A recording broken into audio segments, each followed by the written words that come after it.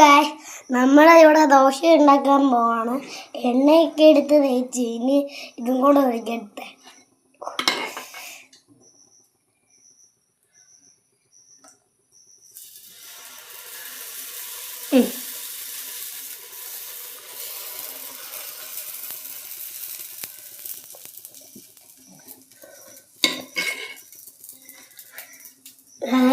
ദോശ എടുത്ത് ഒടിച്ച് ഇനി അത് ഇച്ചിരി ചൂടാക്കാൻ വെച്ചിട്ട് തിരിച്ച്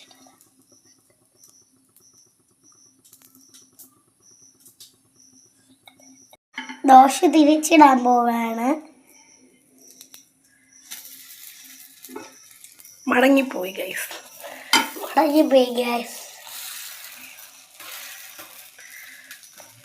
ഇച്ചിരി ചൂടാവട്ടെ.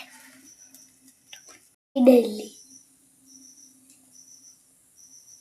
രണ്ട് സൈഡ് റെഡിയായി ഗൈസ്. ദോശ എടുത്ത് ഇടട്ടെ.